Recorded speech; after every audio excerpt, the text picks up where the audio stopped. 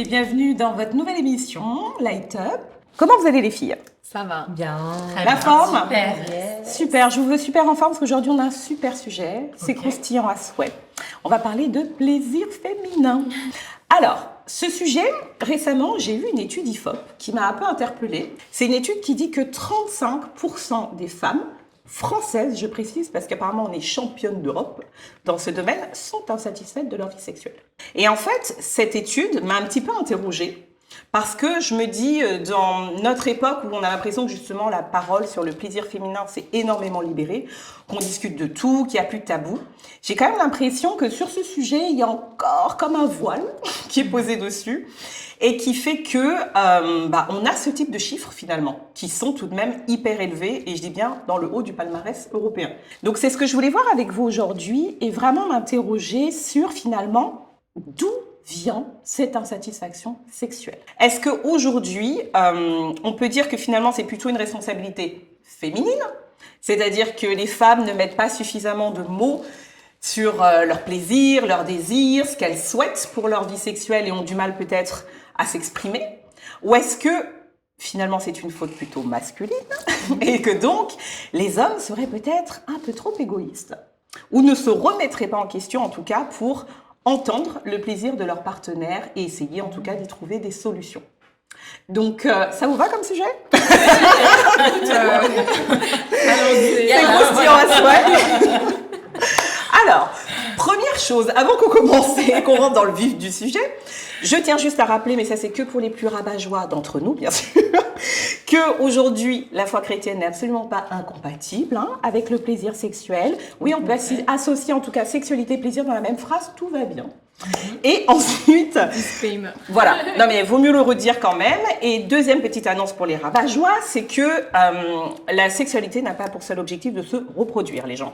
Donc on peut également y prendre du plaisir. Donc, Amen. maintenant que le cadre... Allez, tranquille. On peut traquer à ça. Mais maintenant que le cadre est posé, j'ai quelques questions pour vous. Alors, pour vous déjà, quelles sont les raisons d'un taux aussi élevé d'insatisfaction sexuelle féminine? Sandra dit quand même que c'est 35% des Françaises, tu vois. Je pense que c'est plutôt un problème du coup général et pas un problème individuel entre eux dans les couples. Moi là, comme ça, je dirais, est-ce que c'est parce qu'aussi pendant des décennies, des années, etc., le plaisir n'a pas été toujours tourné vers les besoins de l'homme? Moi, j'ai toujours entendu parler, et avant, c'était le cas aussi, de la satisfaction de l'homme, être une bonne épouse pour l'homme, le satisfaire, acheter les tenues, faire machin, tout, que les femmes se sont pas oubliées sur ce que elles aiment, sur ce que elles veulent. Je rebondis pour le coup justement sur ce que tu dis. Est-ce que pour vous aujourd'hui, est-ce que les hommes justement sont suffisamment enseignés ou sensibilisés en tout cas au plaisir féminin? Pas du tout. Non. Et vous les filles? Ça venait du... Du fond du cœur. Alors, non mais c'est intéressant parce que justement cette semaine en fait j'ai envoyé à Sandra justement une vidéo Instagram où en fait t'avais des gens qui faisaient un petit peu un micro-trottoir dans la rue et ils montraient à plusieurs hommes, alors je sais pas c'est dans quel pays mais c'était anglophone, et ils montraient je pense à 3-4 mecs dans la rue où se situe le clitoris. Et aucun a su montrer où était le clitoris. C'est vrai. Ouais. Mais est-ce que Cette les vidéo femmes était le édifiante, savent elles-mêmes où ça se situe? En tout cas, toutes les femmes. J'ose espérer. Non, mais j'ai l'impression qu'on a quand même... alors, on peut peut-être douter du fait que les hommes se documentent par eux-mêmes, mais par contre, je trouve que vraiment dans nos milieux féminins, on a quand même travaillé ces derniers temps quand même à délier les langues. On a pas mal de documentaires qui se font dessus, ne serait-ce que sur une plateforme connue dont je ne citerai pas le nom. On a énormément de documentaires sur le domaine de la sexualité et du plaisir féminin. On a des livres dans notre communauté à nous, tels que Rachel Dufour qui en parle. Bon, c'est pas la seule, mais j'ai l'impression qu'on a vraiment des ressources, en tout cas pour nous en tant que femmes, qui nous permettent quand même de mieux situer les choses, je l'espère. Pour moi, le plaisir féminin, ça a toujours été un espèce de tabou. De manière générale, de ce que j'ai perçu, moi, du fait que, oui, il y a un côté où c'est l'homme d'abord, la femme après. Pourquoi? Non, je saurais pas dire d'où ça vient exactement, mais je pense que c'est la société qui nous met ça un petit peu dans la tête, de dire tu dois servir ton homme, tu dois, ce que tu disais en introduction, tu dois être celle qui, en tout cas dans ce qu'on nous dit, hein, j'entends bien, c'est de dire tu dois être celle qui fait le ménage, qui fait la cuisine, qui est là pour servir, et donc au lit, bah automatiquement c'est un peu la même chose aussi, c'est un peu cette idée de tu es là pour servir, et s'il n'est pas satisfait, le problème vient de toi, pas de lui. Enfin voilà, tout ça, et du coup se dire, moi, mon plaisir vient après, tout comme moi, même le plaisir dans la vie en tant que femme, les choses que je veux m'accorder vont venir après, une fois que l'homme sera, lui, satisfait. Donc moi, je trouve qu'il y a cette conception vraiment forte dans la société qui dit d'abord l'homme, après la femme. Mais en fait, on a tellement véhiculé aussi, je trouve, le fait que seulement les hommes avaient envie de faire l'amour, seulement les hommes étaient tournés vers le plaisir, et que les femmes le faisaient juste pour satisfaire leur mari, etc. Que je pense que pendant de longues années, elles ont nié, tu sais, aussi le plaisir qu'elles avaient envie d'avoir, ou même peut-être que parfois elles éprouvaient. Et moi, je trouve que c'est tout récemment, en fait, qu'on entend parler de plaisir féminin, comme si avant, si tu avais du plaisir, en tout cas à ce niveau-là, tu étais soit une mauvaise fille, ou au contraire, non mais tu vois, il y avait vraiment une association, une femme qui aime faire l'amour, qui prend du plaisir dans ses ébats sexuels avec son mari, était une femme de mauvaise vie, quoi. En tout cas, celle qui mal le perçue. revendiquait, Ouais, ou très même mal encore perçue. aujourd'hui. Hein, Ouais. Donc, le plaisir féminin, pour le coup, pour vous, donc, était quand même associé finalement à des stéréotypes qui peuvent être encore collés justement sur la société, à de la nymphomanie, à de la fille de joie, c'est si bien dit. Donc, une femme qui met des mots, en fait, finalement, sur son plaisir ou sur son désir, est mal perçue, contrairement à un homme pour vous. Est-ce que pour vous, aujourd'hui, quand même, la société a participé, et si oui, de quelle manière, à avoir créé une forme d'égoïsme chez les hommes? Est-ce que pour vous, parce que tu disais que justement aujourd'hui que la société faisait que tout le plaisir était quelque part très tourné vers l'homme, sur la satisfaction d'abord de l'homme. Donc est-ce que ça c'est un problème sociétal? Et si oui, pour vous, de quelle manière finalement la société participe à ça? Déjà en créant des industries telles que la pornographie, qui est mise sous couture et pensée pour des hommes, pour le plaisir des hommes, selon la vision des hommes qui regardent ça, bien sûr, et d'imposer ça comme une règle pour tout le monde. Aujourd'hui, on voit beaucoup de pratiques sexuelles qui ont été créées spécifiquement pour cette industrie, pour ce secteur de niche qui est devenu finalement plus que mondial, plus qu'international, appliqué dans les foyers comme si c'était la nouvelle norme, en fait. Ou alors recommandé avant d'être appliqué, comme si c'était la nouvelle norme. Le nombre de choses qui ont été adaptées et qui viennent de ce secteur-là, on n'aurait pas l'idée, en fait. Enfin, si on devait faire la liste... Tu parles en termes de pratique? En termes de pratique, même en termes de vision de la sexualité, en termes d'usage de la sexualité, de sa consommation, de la manière dont on la réduit, on la conceptualise. Ce secteur-là a été créé pour les hommes, et à partir de là, on s'est dit, c'est comme ça qu'on va... dans le monde, décider que la sexualité se vit selon le monde, hein, mais ça a quand même beaucoup impacté les foyers mondiaux.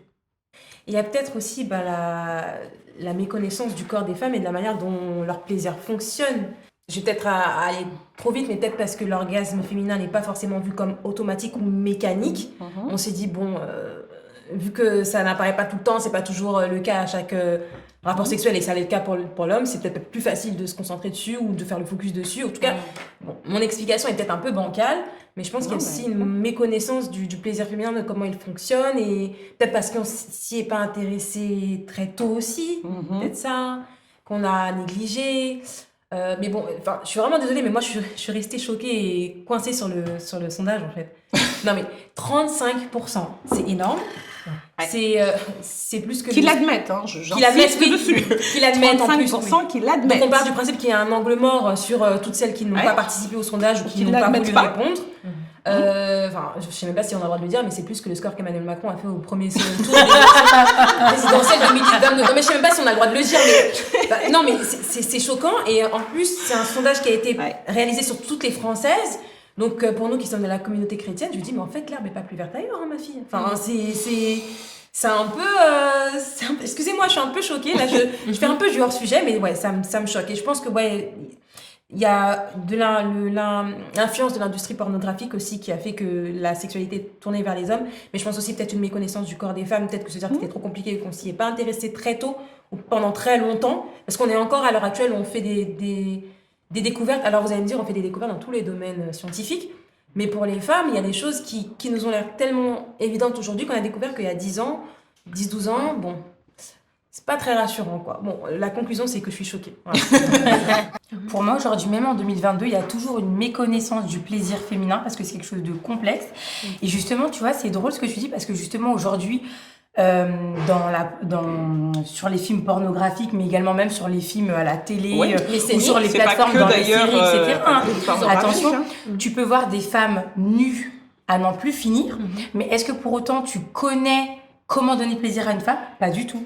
Et c'est là justement qu'est la différence, c'est qu'aujourd'hui en fait, on nous bassine à n'en plus finir avec le corps des femmes, avec que ce soit des poitrines, des postérieurs, etc. et tout. Mais est-ce que pour autant le fait d'exhiber le corps de la femme a permis qu'on puisse connaître plus comment il fonctionne et comment la femme prend du plaisir? Pas du tout. Tu vois, en fait, c'est ça le problème, c'est on surmontre le corps de la femme, mais sans en expliquer la complexité, comment aujourd'hui la femme prend du plaisir. Tu vois, alors que c'est vrai, parce que je pense aussi que ça a été fait. Alors, je protège pas les hommes, mais c'est vrai que le corps féminin est plus complexe, tu vois. Je pense que, je parle pas de toutes les femmes, mais on a un peu ce truc, où on a à la fois le côté émotionnel, en plus du côté physique, etc. Même si aujourd'hui, on te montre aussi qu'il y a des actions à mener, tu vois, pour donner du plaisir à une femme, mais on est moins quand même dans ce truc mécanique des hommes qui ont une éjaculation à chaque rapport. Aujourd'hui, les femmes n'ont pas d'orgasme à chaque rapport, tu vois. Mais elles devraient. Notre plaisir n'est pas plus compliqué, il est juste différent. Parce qu'en fait, je trouve qu'à mettre la notion de complexité, ça fait c'est l'Everest, c'est dur, c'est impossible, c'est complexe. Il est différent. Pour moi, il n'est pas plus compliqué. Je pense que l'énergie qu'on a mis peut-être à essayer d'ailleurs de comprendre le plaisir masculin, même s'il n'est pas maîtrisé, attention, c'est pas parce qu'on en parle que c'est forcément des choses maîtrisées. Il faudrait que je voie la même étude chez les hommes pour voir quel est leur niveau de satisfaction peut-être. Et on pourrait éventuellement être surpris aussi. Mais je pense qu'il faut qu'on apprenne en fait justement à démystifier aussi ce plaisir féminin et arrêter d'utiliser des mots comme compliqué, complexe, machin. Il n'y a rien de compliqué, c'est juste différent. Oui. Et je pense qu'il faut vraiment partir avec aborder les choses en se disant un homme et une femme c'est différent et chacun doit découvrir parce que même quand je dis différent, on est 5 femmes. Aucune de nous 5 n'aurait même la même chose. Donc même un homme qui prendrait le temps d'essayer de comprendre le plaisir de tel ou d'un tel ne pourrait pas forcément le réappliquer à la lettre sur une autre. Donc je pense que oui, il y a ce petit point-là peut-être qu'il faut qu'on corrige. Mais je veux rebondir parce que à plusieurs reprises vous avez parlé d'orgasme. Et c'est très important parce que moi, c'est une des questions que je me suis posée en lisant cette étude. Est-ce que pour vous, justement, donc parce que l'étude dit qu'il y a insatisfaction sexuelle. Est-ce que vous associez forcément satisfaction sexuelle à orgasme? Ou pas forcément? Ou peut-on être satisfait sexuellement sans qu'il y ait orgasme? Oui, bois bien ça. Buvez. Alors, moi, je sais pas si je pourrais répondre à la question vraiment, mais... Non, mais dans ta conception. Je sais que l'autre jour, je lisais un article sur Le Monde. Non, c'était sur Le Figaro. Et en fait, j'ai juste vu le titre. Je crois que c'était un article réservé aux abonnés, bref. D'une sexologue qui se plaignait en fait de l'injonction à jouir dans la société d'aujourd'hui. Et donc, je pense que c'était par rapport aux rapports sexuels, le fait qu'on associe forcément un rapport sexuel à une jouissance à terme ou au cours d'heures. Et que ça, selon elle, selon sa théorie, que ça avait détruit peut-être l'acte en fait sexuel qui est en fait une rencontre entre l'homme et la femme et que ça mettait une certaine pression ou de partenaire, etc., etc., etc. Bon. Je sais pas si je pourrais répondre à la question, mais je voulais juste placer ça, c'est tout. On fait des placements de produits. Pour ma part, j'avoue que une fois que tu goûtes... Oui, c'est doux. Et les mauvaises jeux de mots. Non, mais une fois que tu as un orgasme, c'est très dur d'être... Enfin, en tout cas, pour ma part, c'est dur après d'être satisfaite juste par l'acte en lui-même. Donc oui, pour moi, on va dire la cerise sur le gâteau, c'est vraiment c'est d'arriver à ça, et pour les deux. Et en fait, au plus on satisfait l'autre, au plus on prend du plaisir nous aussi. Donc c'est pas qu'une question, le plaisir n'est pas que dans les mains de l'autre. En fait, c'est nous aussi qui nous conditionnons pour être dans une bonne ambiance, pour être dans la surprise, pour être, enfin voilà, donc pour moi, oui, dans mon truc à moi, c'est un peu frustrant de pas arriver là. D'accord. Donc toi, tu peux associer absence d'orgasme finalement à une forme d'insatisfaction. Un petit peu, oui. D'accord. Sarah, dis-nous. Ce que tu en penses. Est-ce que plaisir égale forcément orgasme? Ou pas forcément pour toi? Je pense que pour l'homme comme pour la femme, la satisfaction vient du fait de pouvoir se donner complètement et de pouvoir amener son partenaire à une complétude de son plaisir. Donc, pour moi, je pense qu'à partir du moment où un échange, je veux dire un rapport sexuel amoureux est fait de manière à vraiment complètement laisser l'autre s'abandonner jusque vraiment jusqu'à la complétion de cet acte, pour moi, c'est le standard. D'accord. Et pour moi, attends, je précise aussi que Dieu l'a voulu comme ça aussi. C'est-à-dire que dans le Cantique des Cantiques, même, enfin voilà, pour moi, Dieu nous a donné le clitoris qui n'est pas un organe reproducteur.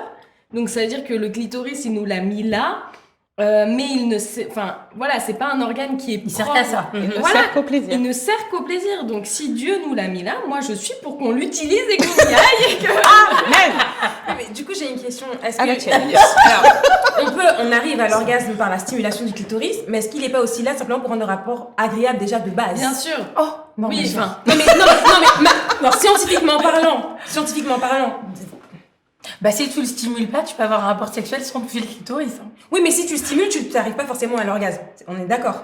C'est pas parce que tu stimules que tu arrives forcément. Ça Si aide. tu le stimules bien. Oui, d'accord, ça aide. Donc ça veut dire que de base, il rend déjà le rapport agréable. Oui. Et ensuite, si stimulé, comme l'a dit Sarah, d'une manière complète, oui, j'aimais bien le mot complétude parce que je pense que ça illustre bien. Dans ce cas-là, tu arrives au palier de l'orgasme.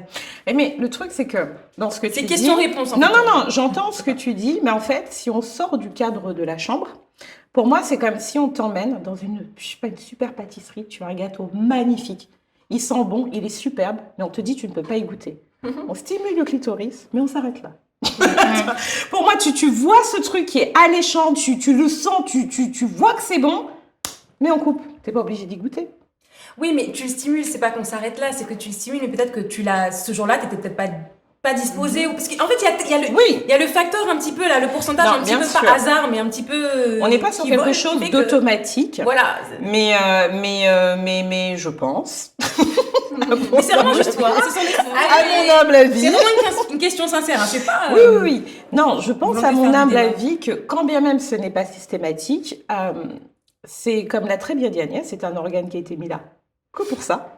Et que je pense que vraiment, il n'y a pas besoin d'avoir un bac plus 45 donc, pour savoir comment il fonctionne et l'emmener à terme. Donc j'ai tendance à me dire que il a quand même, il a sa part, et je te rejoins plutôt en me disant que c'est vraiment, moi je le vois comme un cadeau du ciel qui a été posé pour chaque femme, et qui quelque part le message. Alors ne soyez pas choqués, mais je pense que Dieu veut qu'on jouisse en fait. Oui, ouais. Dieu veut que les femmes aient des orgasmes. Dieu veut que les femmes jouissent, puisqu'il leur a mis un organe que pour ça. Pour faire des enfants, on a autre chose. Là, il n'est que pour ça. Bien sûr, ça. Je dis pas le ça contraire, mais en permet fait, d'amener Après, la je vois ce relation. que tu veux dire. Faut pas non plus, je pense, rentrer dans cette course à Bien l'orgasme, sûr. à chaque rapport, etc. et tout. Si ça peut se faire, tant mieux, j'ai envie de te dire. Mais je pense effectivement, faut pas rentrer dans cette course où il peut y avoir de la frustration, etc. Oui. Mais je rejoins, j'avoue, pour le coup, assez suis pas Sarah, contre, Sandra hein. et Alors, Agnès. je sais pour pas le contre coup, du tout, hein. non mais j'allais dire là pour le Je t'ai mis coup. dans la sauce. Alors, je ne le suis pas du tout, mais là pour le coup, je vais avoir plutôt un positionnement très féministe en fait. Pourquoi ce discours-là, on l'entend jamais chez les hommes?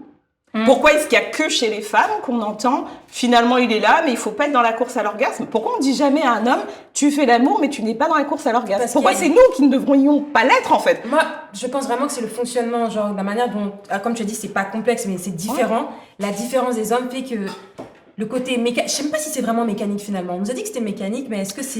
Venez commenter, les hommes, dites-nous. Non, mais c'est vrai, hein. C'est vrai, On est-ce que sait c'est pas. peut-être une question à se poser? Est-ce que c'est si mécanique Après, que ça ou pas? l'éjaculation, ça veut pas dire que tu jouis aussi. Hein.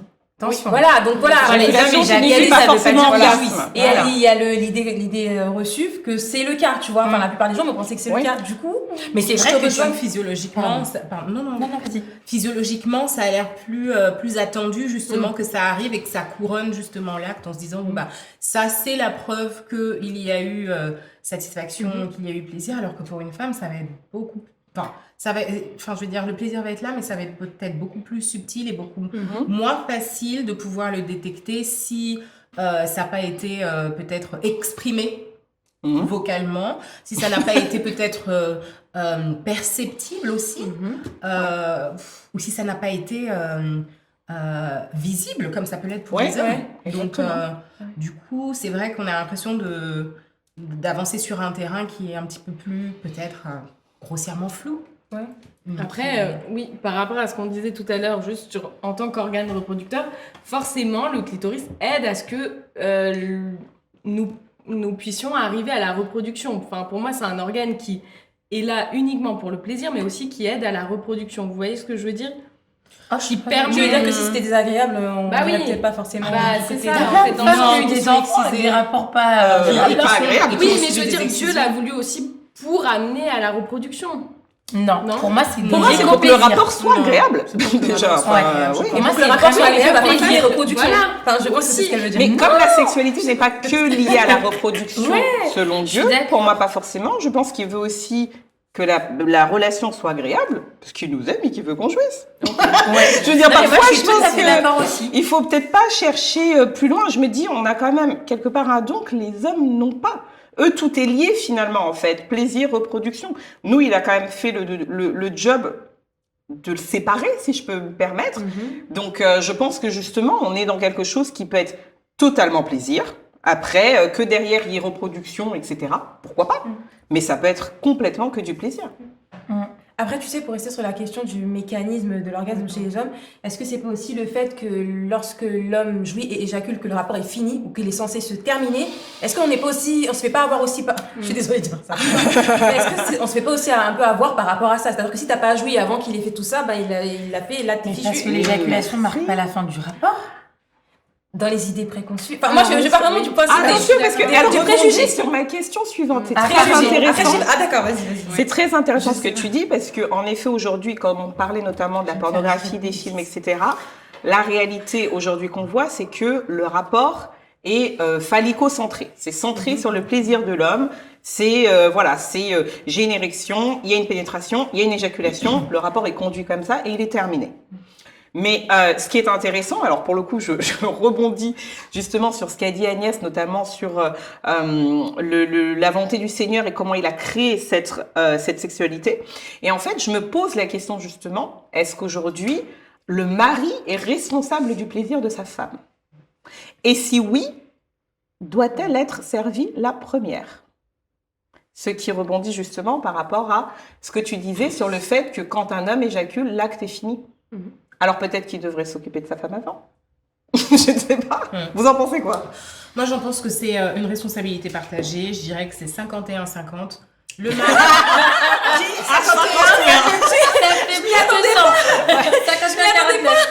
Mais Alors, je reprends. Alors, moi, je dirais que la responsabilité est partagée. Et pour moi, c'est 51-49%. Voilà. Donc, Qui y a 51? non mais attendez, je vais vous donner le ratio. Pour moi, 51% de la responsabilité du plaisir féminin est détenu par l'homme et 49% par la femme, et le contraire. Donc 51% du plaisir de l'homme est détenu par sa femme et 49% par l'homme lui-même. Par l'homme lui-même. C'est-à-dire qu'en tant qu'époux de l'autre, j'ai une responsabilité de me dire, voilà, le Seigneur m'a donné cette personne pour qu'elle puisse profiter avec moi de cette joie et de ce cadeau qu'est l'intimité à deux. Et je veux vraiment pouvoir être le meilleur instrument pour lui apporter la meilleure satisfaction possible. Donc, j'en fais ma mission de pouvoir vraiment l'étudier, le travailler, l'asticoter pour pouvoir vraiment aller trouver comment faire et tout et tout. Après, sa responsabilité à lui, au niveau du 49%, c'est de me dire, bon, bah, ça c'est bien, ça c'est moins bien. D'exprimer, en fait, peut-être. D'exprimer. Mais je pense qu'on est... peut-être que dans le monde, ce serait différent. On pourrait se dire, non, c'est ma responsabilité, en tout cas à moi, à 100%, d'être sûr que mon partenaire va me donner ce que je veux. Mais quand on est dans une logique de couple et de mariage en Christ, on est un peu le gardien de l'autre, un peu. Voilà. Et on prend sur soi la responsabilité de je veux te faire plaisir, je veux te servir, même dans ce domaine-là, et c'est ma charge et ma responsabilité, en tout cas, d'être là et de venir, comme à la mine, chercher, passer dans les coins, les recoins, et travailler le sujet, en fait. Donc voilà. Et puis, moi, je trouve que c'est beau, un homme qui arrive justement à satisfaire sa femme parce qu'il va en être fier, parce que... Et nous aussi, si l'homme n'est pas satisfait à la fin, c'est vrai qu'il y a une petite remise en question aussi de soi-même. Mais vice-versa pour eux aussi, ils peuvent se poser des questions aussi. Peut-être pas tous les hommes, mais voilà, la plupart des hommes, je pense qui peuvent mal le vivre, de ne pas réussir à ce que leur femme jouisse, à ce que leur femme prenne du plaisir avec eux. Enfin, il y a quand même quelque chose de cet ordre-là.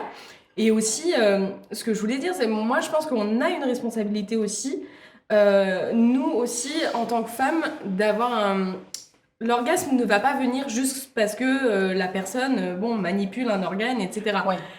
C'est aussi un conditionnement, nous, en tant que nous-mêmes. Est-ce que je me sens belle? Est-ce que je me sens en sécurité avec cet homme? Est-ce que je me sens en confiance? Est-ce que je me sens aimée? Et pour moi, je dirais que le plus important, en tout cas dans mon cas, c'est de me sentir aimée. Et de me sentir... Et désirée. Et désirée aussi. Et vice-versa aussi pour l'autre. Je pense que lui aussi, pour se sentir bien, pour avoir une pleine jouissance, doit aussi se sentir admiré, aimé. Enfin voilà, il y a beaucoup de tendresse à se donner dans ce moment-là. C'est pas juste... Enfin, je sais la pas, stimulation voilà. organique, quoi. C'est plus que Voilà, ça. c'est plus que ça. Donc pour moi, la responsabilité est un peu dans les deux camps, mais aussi à nous de nous dire comment on se conditionne pour, au moment d'aller dans la chambre à coucher. Mais alors, je repose ma question. Doit-elle être servie la première, la femme? Moi, perso, je pense que oui. Franchement, Peux-tu nous expliquer pourquoi? déjà, c'est biblique. Ah, Non, Dis-nous en plus. Non, c'est biblique. Rachel Dufour, elle en a parlé. Elle avait dit, allez chercher le verset, gna, gna, gna. En tout cas, franchement, sans partir dans des considérations bibliques ou quoi que ce soit qui vont élever le débat peut-être ou l'emmener là où on ne devrait pas aller, mais rien que d'un point de vue physiologique, s'il y en a un qui sait que sa jouissance va être beaucoup plus rapide, un petit peu plus systématique et beaucoup plus, facile d'accès ou rapide d'accès, ça vaut peut-être le coup, enfin je sais pas, hein, c'est peut-être judicieux de se dire, bon bah si elle démarre un petit peu plus lentement, que ça prend du temps pour se mettre en place, bon bah je la laisse commencer, non je la commence, on travaille, enfin je veux dire l'homme travaille sa femme, la met en condition sur tous les aspects que tu viens de développer, et puis aussi sur toute la partie sensorielle, échange, connexion, et puis au moment où vraiment elle est sur le point, bah on peut se retrouver en ayant un bon timing à arriver à avoir vraiment une jouissance synchrone finalement et à vivre quelque chose de beau presque au même moment ou à des moments rapprochés. Donc du coup, je sais pas, hein, je sais pas d'autres choses à ajouter là-dessus, mais je sais pas, ça me paraît Logique. Ça me paraît logique. Ouais. Et en fait, en général, je pense que quand la femme a ce plaisir, je pense que ça décuple le plaisir de l'homme. Absolument. Ouais. Donc en fait, c'est gagnant-gagnant. C'est-à-dire que si l'homme commence en premier à avoir le plaisir, bah, finalement, ça va être plus dur après pour la femme, quasi de rattraper.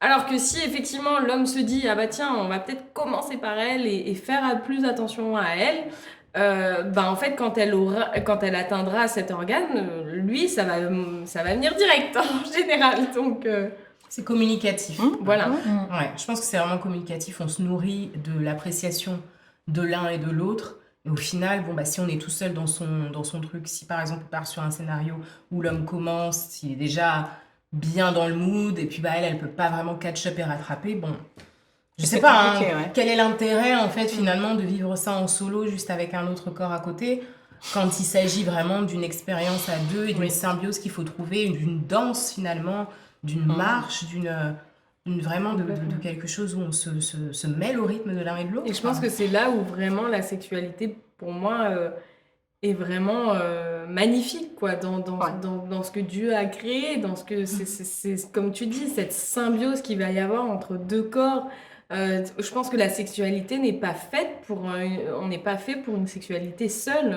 Enfin, je pense pas que les gens soient heureux quand ils le font eux-mêmes. Je ne pense pas que la masturbation, par exemple, amène à Une pleine satisfaction. Voilà, une pleine satisfaction. Je pense que vraiment, on est fait pour avoir ce plaisir-là ensemble et qu'il est renforcé parce que, encore une fois, dans la Bible, on dit on a plus de plaisir à donner qu'à recevoir. Donc, c'est vraiment une promesse que Dieu nous fait de dire plus tu vas donner, plus tu vas recevoir à ton tour. Et moi, je crois que vraiment, quand l'homme se donne à sa femme, bah, il reçoit totalement en retour, quoi. Dans tous les domaines, en fait. Amen.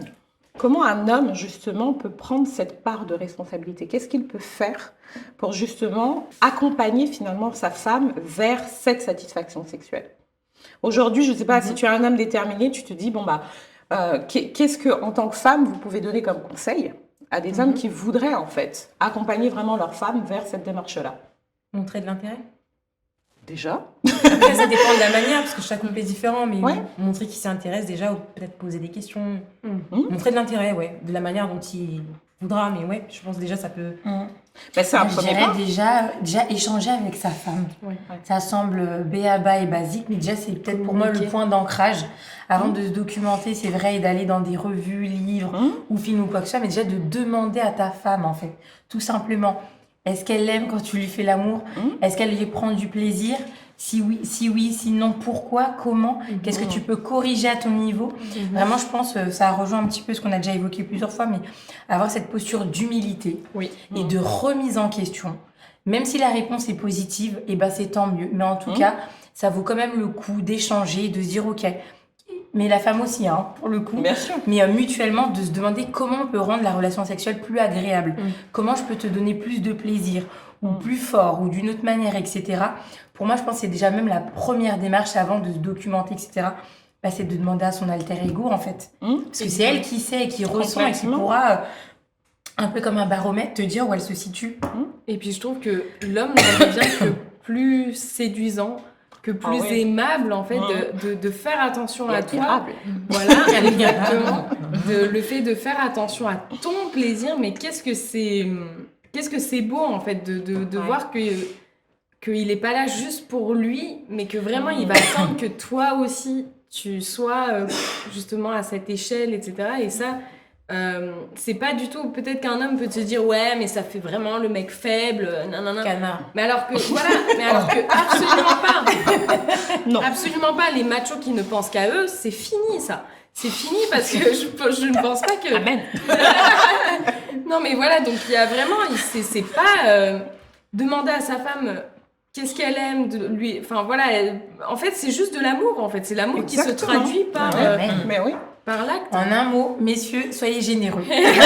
Franchement, je pense que c'est un très bel acte de générosité et de don de soi, tu sais. Une preuve Vraiment. d'amour presque même, justement, on se sent encore plus aimé en tant que femme. Et pour moi, il y a un cercle vertueux parce que plus tu te sens aimé, plus tu te sens en confiance, plus tu vas te relâcher aussi parce que l'orgasme vient quand on est détendu, quand on est... On lâche Donc, en prise, fait, hein. voilà, C'est souvent tout à associé fait. à ça, lâcher prise. Exactement. Et donc, plus tu vas avoir cette satisfaction, en fait. Et ça va de pair. Complètement. Ça va de pair. Voilà, j'ai fini. Mais... Je rebondis juste sur ce qu'a dit Cassandra. Il y a ce côté, pour moi, générosité, qui est indéniable de toute façon, parce qu'une personne égoïste, ce sera une catastrophe dans la chambre à coucher, autant que dans la vie de tous les jours d'ailleurs, mais dans la chambre à coucher, c'est encore plus catastrophique. Et je pense vraiment que tout ce qu'on a dit justement sur ce qu'on a vu dans les films, ce que la pornographie nous a vendu, ce que le monde même nous a vendu, malgré tout, rend aujourd'hui les personnes de plus en plus égoïstes. Et là, je parle homme comme femme d'ailleurs. Ouais. Hein. Homme comme femme. D'un point de vue général, nous rend centrés sur notre propre plaisir, pas forcément le plaisir de l'autre. Et je me dis, c'est vrai qu'il faut une sorte de reprogrammation, en fait, pour décider de se dire, et finalement, quand on revient à ce qu'est la sexualité, que tu as très bien dit, qui est un don de soi, et non pas prendre chez quelqu'un, récupérer chez quelqu'un, mais donner, et ben en fait, on change, on reparamètre ces manières de faire, parce qu'on se repose la question, quand je fais ça, est-ce que je donne ou est-ce que je prends? Donc, et ça, il faudrait se reposer, mais oui, la question finalement, dans différentes parties de l'acte, de se poser vraiment cette question, est-ce que je donne finalement, ou est-ce que je me contente de venir prendre quelque chose, et ne pas me soucier finalement de la satisfaction. Et ça, on l'associe souvent à l'homme en disant oui, c'est lui qui vient prendre. Mais beaucoup de femmes aussi pensent comme ça. Enfin, je pense qu'aujourd'hui, de toute façon, il faut qu'on soit clair. La pornographie n'est plus simplement masculine. Aujourd'hui, tu as autant de femmes qui regardent de la pornographie et je pense qu'on est tout autant déformés finalement par ce que l'on voit sexuellement. Pas forcément que les hommes, mais en fait, on nous met dans des schémas de fonctionnement où il faut, je pense, comme l'a très bien dit Cassandra, beaucoup d'humilité pour se dire est-ce que réellement ce schéma, c'est un schéma qui est satisfaisant pour moi comme pour mon partenaire d'ailleurs qui est en face de moi, ou alors est-ce qu'en fait il faut faire différemment et peut-être réapprendre. Même si je rajoute juste quand même que quand bien même les considérations anatomiques arrivent peut-être pas au tout début, pour moi elles restent essentielles. On peut être quelqu'un de très bonne volonté, vouloir parfaitement faire bien les choses, mais si on ne sait pas en fait comment fonctionne le corps, c'est compliqué en fait. C'est très compliqué, donc au bout d'un moment, on aura forcément des blocages. Donc j'ai envie de dire, il y a la partie volonté, il y a la partie dialogue, écouter l'autre, échanger, etc. Mais il y a aussi vraiment la partie s'intéresser à comment fonctionne le corps d'une femme. Parce que typiquement, tout à l'heure, on parlait d'orgasme. On a eu beaucoup ces échanges d'ailleurs sur justement l'orgasme clitoridien, l'orgasme vaginal, de se dire finalement, on nous a vendu pendant longtemps l'orgasme vaginal. Aujourd'hui, on apprend qu'en fait, le vaginal n'existe pas vraiment et qu'en fait, c'est les ramifications du clitoris à l'intérieur qui fonctionnent, etc. Mais au final... encore une fois, combien de femmes se sont culpabilisées des années et des années à se dire je ne comprends pas, je n'ai pas d'orgasme vaginal, donc je ne suis pas pleinement femme, donc j'ai un problème, donc etc. Et c'est vrai que la connaissance du corps est quand même super importante. Donc là, on a parlé justement des hommes et comment ils pouvaient s'améliorer, mais nous les femmes, si aujourd'hui on vous pose la question, on vous dit bon voilà, je suis une femme, je fais partie de ces 35% et je suis très insatisfaite de ma vie sexuelle, que faire ? Qu'est-ce que vous conseillez à une femme qui vous dit ça? Moi, je lui conseillerais déjà d'en parler avec son homme. Bien sûr, en mettant le fond, la forme, etc. et tout, le but n'étant vraiment pas de rentrer dans une conversation qui pourrait cliver, mettre, tu vois, vraiment une séparation entre elle et son partenaire, mais vraiment d'amener les choses avec amour et beaucoup de douceur, parce que je pense que même si je suis une femme, je suis quand même solidaire des hommes, je pense que c'est pas facile à entendre, que cette remise en question peut être difficile et douloureuse, donc vraiment de l'amener le plus possible avec beaucoup d'amour et de justesse et d'échanger tout simplement avec lui, et puis je pense aussi, on a beaucoup parlé de la chorégraphie, de la pornographie, mais justement, je sais qu'on en avait parlé, je pense qu'aussi les couples devraient se créer eux-mêmes leur chorégraphie sexuelle. C'est un mot vraiment qui m'est resté en tête quand j'ai écouté un podcast il y a quelques semaines, où justement, en fait, que ce soit, et pas que dans la pornographie, même dans les films, on regarde un film sur M6 où faudra peut-être couper, mais tu as toujours le gars qui va chercher la femme, c'est soit toujours le soir, soit toujours truc. Mais je pense que faut se créer aussi sa sexualité avec son partenaire, écouter ses envies, ses besoins. Si ça doit être du quick dans la cuisine, que ce soit du quick dans la cuisine. Non mais, enfin, on dit ça, c'est un petit peu drôle, mais je pense que les couples devraient vraiment se réapproprier leur sexualité et ne pas copier le ABCD qu'on nous vend à la télé, etc. Comme étant la norme. Et pour le coup, c'est pas trop un truc dit par les femmes, mais moi je pense que les femmes aussi devraient aussi aller vers les hommes. Je pense aussi que les femmes, moi c'est un conseil que je donnerais, je pense que beaucoup de femmes encore aujourd'hui, non mais c'est peut-être un cliché, mais pensent que la relation sexuelle doit commencer quand l'homme vient la chercher, quand l'homme vient la caresser, etc.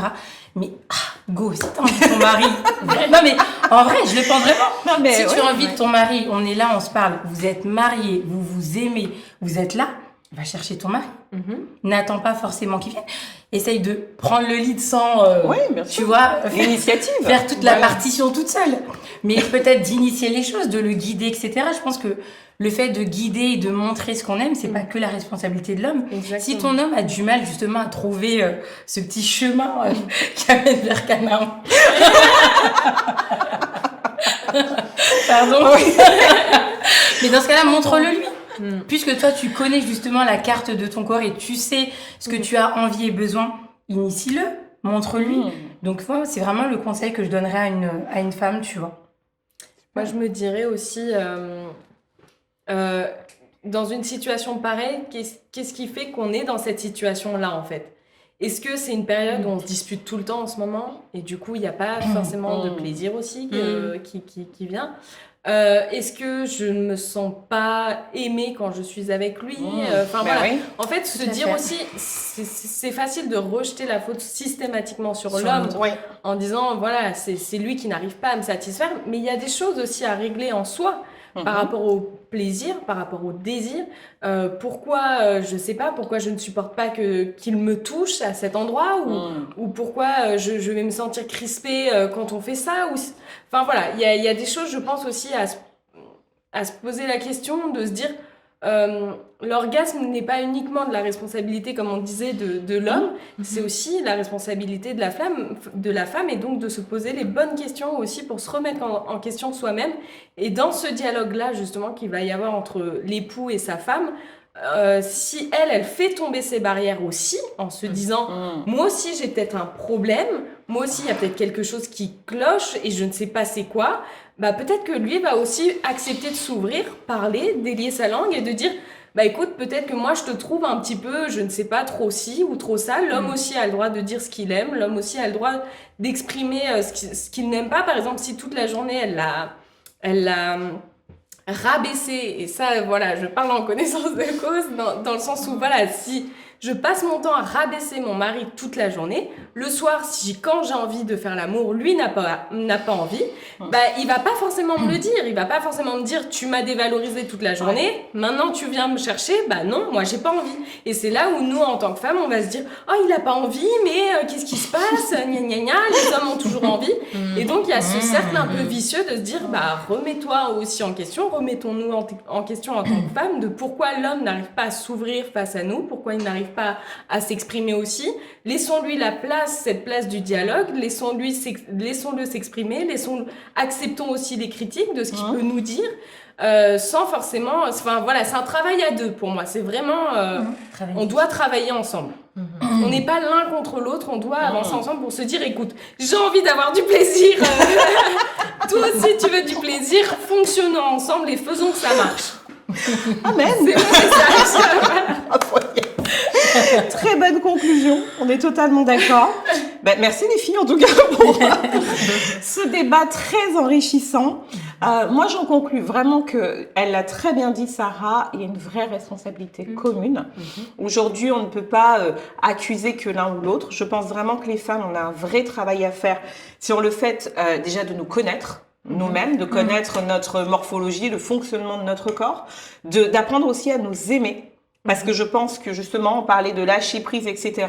Si on n'est pas, je sais pas, à l'aise avec notre nudité, par exemple, face à notre mari, etc. Il y a beaucoup de blocages aussi qui peuvent se poser en amont, quand bien même tu aurais un mari qui mettrait toute l'énergie du monde. Si tu ne débloques pas certaines choses, tu peux aussi avoir du mal, en fait, avoir un plein épanouissement, etc. Et moi, j'irais même jusqu'à dire, il faut finalement qu'on supprime vraiment la notion de honte dans le couple. Je pense vraiment que la sexualité n'a rien de honteux. Dans un couple qui est marié, c'est quelque chose de bon, c'est quelque chose de bien, c'est quelque chose de réjouissant. Donc, et pas du tout quelque chose dont on devrait avoir honte, et on devrait pouvoir en parler, en fait, et le faire sans aucune honte, aucune barrière de honte. Donc, je pense vraiment que les femmes, on doit mettre de l'énergie là-dessus. Et les hommes qui nous regardent, si vous nous regardez, le conseil serait vraiment, comme c'est ressorti, moi je dirais vraiment de briser en fait certains carcans dans lesquels on rentre, de se dire bon bah voilà, faire l'amour c'est ça, le plaisir de l'homme c'est ça, les choses doivent fonctionner comme ça, comme tu l'as dit toi-même, vraiment recréer finalement notre chorégraphie, notre danse, et se détacher de toutes ces choses qu'on a apprises et qui finalement, bah on le voit par les chiffres. n'apporte pas réellement de satisfaction. Et je suis assez curieuse, mais je ne suis même pas certaine que réellement les hommes aient un taux de satisfaction éclatant. J'en suis même pas certaine, parce que parfois on te met aussi dans des schémas où tu reproduis des choses, mais est-ce que c'est réellement ton plaisir ou est-ce que tu le fais parce que c'est comme ça que ça doit être fait? Mimétisme. Voilà, par mimétisme, répétition de quelque chose, alors que réellement ton plaisir n'y est pas forcément. Donc il y a vraiment quelque chose de sortir de ce carcan et de mettre en fait de l'énergie à rechercher. Finalement, quel est le bon langage, la bonne symphonie, la bonne mélodie de votre couple tous les deux. Mais normalement, c'est censé être une recherche superbe. Voilà, En tout cas, très amusant. La clé est bonne, la clé est agréable. Voilà, c'est censé être agréable en tout cas. Donc vraiment à tous les couples qui nous regardent, aux futures personnes en tout cas qui vont passer par ce chemin-là. Mais amusez-vous, soyez fun, soyez créatifs. La sexualité c'est quelque chose de positif, de bien. Et moi je suis un peu dans la team où je suis pro-sexe marital. Je ne pense pas que le sexe marital c'est chiant.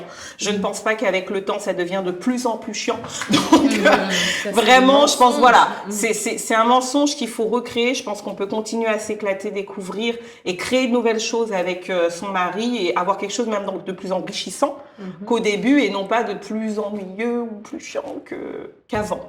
Donc merci de nous avoir suivis. N'hésitez pas en tout cas à partager cette vidéo, à liker, à commenter surtout. Dites-nous aussi si vous avez un avis sur les 35% et les raisons de ce chiffre ou un témoignage. N'hésitez pas et à très bientôt pour une nouvelle émission. Bye bye. Bye.